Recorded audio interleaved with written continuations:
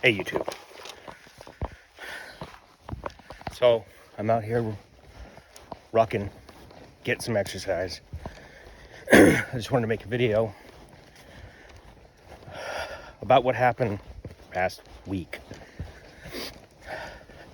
If you see what's happened in the past week with what happened on that train with that Ukrainian girl and what happened with Charlie Kirk, if you see that and you still have, I wouldn't say hope, but you don't see things shifting, then I don't think there's hope for you. I don't see how you don't see it. I think the train incident pushed a lot of people kind of close to radicalization. But the Charlie Kirk one pushed the group of people that will be the ones that would start. I just say younger generation Z, you know. It's not us older millennials that we really worry about. You know, it's definitely not the boomers. As far as civil wars, revolutions, it's the younger men that just get pushed too far and feel like there's no other way out. And that's exactly what was happening. Now, I don't agree with everything that Charlie Kirk says, but I agree with most of it. And I really think what he was doing was a good thing. The thing that makes it bad is we have a generation of people that feel if you disagree with them, that's violence towards them. And you want them dead. Or if you say words they don't like, words are violence. And a society on those principles is bound to collapse. And not peacefully. So I don't think the far left kind of get it. Charlie Kirk, now I'm an older millennial, first year, but the way younger millennial men, Generation Z men, view Charlie Kirk is as that older brother, that's guy helping them guide them through life. And some furry loving commie killed him. All because he had a difference of opinion. And that group of people, talking about the far left, they can't just listen to people and be like, oh, I agree with that, but I don't agree with that. Like, I'm trying to think. So, AOC wanted to put out a bill that capped credit card interest rates to 10%. They still think that's too much, but I agreed with that. I don't agree with anything else she says, but that's what I'm talking about. Most of us on the right, well, I'm center right leaning, I guess, we can listen to other people and agree with a few things. Most of us are live and let live. As far as the left, one of my good friends she's a lefty, she's a very sweet woman, but we were talking about guns, and she was complaining that there was a guy that was at a theater and he had a gun. He was open carrying. Which I think open carrying is kind of meh, but you have the right to do it. And she's like, well, it made me uncomfortable. I didn't know him. And I tried explaining to her that I bet more people there were concealed carrying that you didn't even know. And she's like, well, it made me uncomfortable. So I responded with, I've met people that are uncomfortable around gay men. Does that mean gay men aren't allowed in public spaces? Your feelings can't trump someone else's rights. They just can't. It's not a society I want to live in. And I think a lot of you feel the same way. So that is the side that's okay with the murder of someone that disagrees with them. Another one of my friends said that, well, the right, there was a congressperson and her husband that was shot by a right-winger. Yeah, he's right. Why don't we know the story about that? But then I named off 8 times a leftist killed a right-winger. He had 1. And I was like, could you give me more? And when I say stuff like that, I'm not saying it because I automatically don't believe you. I'm saying it because I'm not seeing it. So I need you to show me. But he couldn't. And then I named off 5 others. And I'm like, dude, I can keep going. This is just from memory. I can send you the videos if you'd like. And he still refused to believe me. Show him video evidence, everything. So,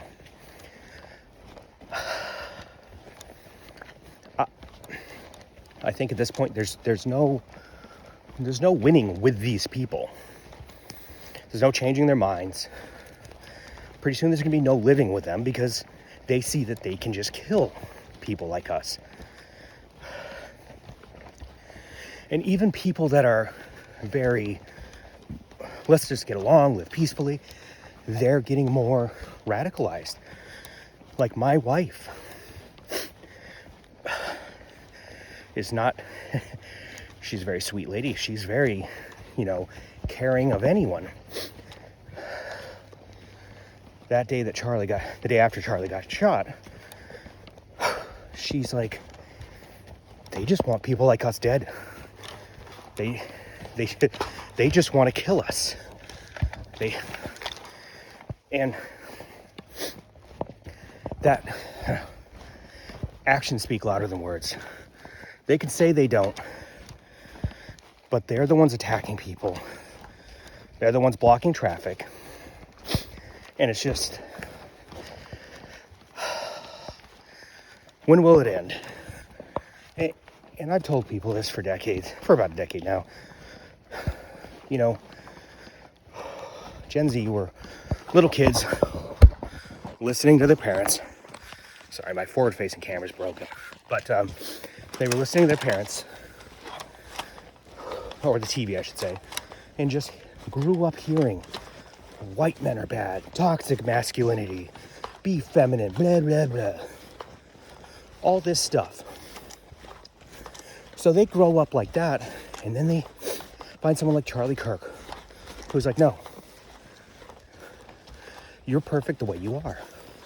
You do this, you do that. That's the guidance they want. Most men just want to grow up. They want to fall in love and have a family and live in peace. You're preventing them from doing that. That's how revolutions and civil wars start. So, to come home to my wife talking like that, and then looking on YouTube, and people that I follow that are like gym guys, like working out, just going to the gym, that's all their videos. And then they do a video pretty much saying the same thing I just said, or that my wife said. They just want us dead. There's no coming back. And then get home, try to show my wife that all the videos are gone. And it wasn't just the gym guy. It was multiple people.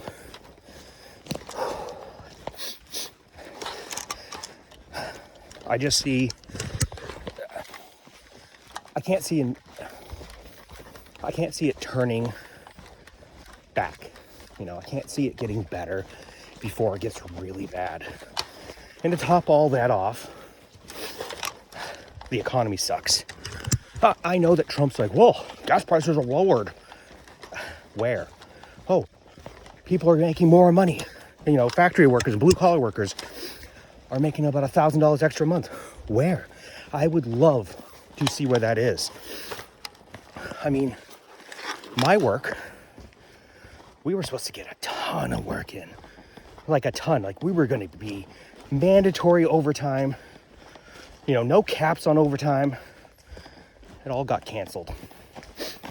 We are dead. I'm a welder fabricator. Let me fix my glasses. I'm a welder fabricator, and I've been pushing buttons on machines, just helping out where I can find work. You know, drill and tap, doing stuff in other departments I don't do, you know? And I'm one of the better fabricators, you know what I mean? So like, for them to take me out of fab and put in other departments, and I'm not the only fabricator. Right now, there's only like 4 out of the 12 of us that are working on stuff. So it's like, the economy is not good. You see houses not selling. I'm old enough to remember 2008. 2008, I was in a band. I'd already bought a trailer and, you know, quite a bit north from where I live now. But, so I didn't pay attention to the housing market. But I was in a band. Got signed to a European record label. And then we were about to go on a UK tour, and our album was going to be released in the UK. 08 hit. The record company instantly went under. Half of the venues closed. Before that, you could literally walk out of a job, walk down the street, and go get hired in another job. It wasn't the case after that. You know, I kind of see that coming now, only I pay attention more to the housing market, and houses aren't selling. I mean, people, you see the people that are trying to flip a house, they put a ton of money into it, and there's this guy down the road from me, 2-bedroom, $420,000. He repaved the driveway, redid the whole inside. The house is nice, but it's small, and it's in a crappy area. He's already dropped it $30,000. I've seen 2 open houses, no one's there. And houses are not selling. The economy is not doing what they say it's doing. And to be honest, very disappointed with Trump. I voted for him, but he's lying about a lot of shit. And I don't trust politicians to tell the truth, but come on, man. You're doing the same thing Biden did. The economy is amazing, and the economy's shit. So we're heading towards a collapse. But in 08, we were unified for the most part as a country. We are not now. We are more divided than I ever remember. I talked to an older guy from my work who's about to retire. He says the same thing. I just don't see it. I don't see anything good happening. And I thought it would be 10 years. I think it's going to be sooner. I think it's going to be 1 to 5. I think it more or less depends who takes over the spot of Charlie Kirk. Some people say Nick Fuentes. I mean, if that happens, people will get more far right. And then they'll probably send somebody to kill him. But I don't know if there's any turning back. So that being said, if you've been putting off rucking, which I have, I just had twins, so it's like no sleep. So I've gotten quite a bit out of shape in the past 7 months. So if you've been putting it off like I have, and you don't see a reason to do it by what's going on in the world, you got to get off your ass, get off the couch, wake up early, stay up late, whatever you need to do, and exercise. It doesn't matter if you're just walking on one of those walking pads or something. Anything. Push-ups in the morning, rocking if you can. Train as much as you can. Conserve that ammo. Conserve your ammo. Start groups. I don't know. That's all I can say. I'm not, a vet, so I don't know. That's about as much as I know. It's just a normal civilian. So that's about all I gotta say on that. Take it easy, guys.